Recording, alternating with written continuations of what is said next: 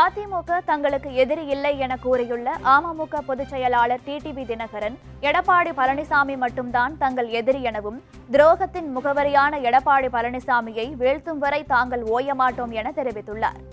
தமிழ்நாட்டிலே துரோகம் வீழ்த்தப்பட வேண்டும்.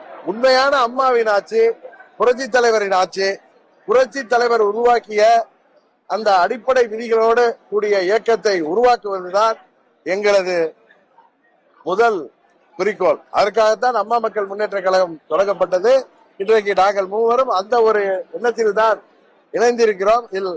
இதில் அம்மாவின் கட்சியாகிய அனைத்து இந்திய அண்ணா திராவிட முன்னேற்ற கழகம் எங்களுக்கு எதிரி கிடையாது. நான் ஏற்கனவே சொல்லியிருக்கேன், எடப்பாடி திமுக தான் எங்களுக்கு எதிரி. எடப்பாடி என்கிற துரோக மனிதர் தான் அம்மா மக்கள் முன்னேற்ற கழகத்தின் எதிரி. அதை தாண்டி வேற யாரையும் நாங்கள் எதிரியாக நினைக்கிறோம்.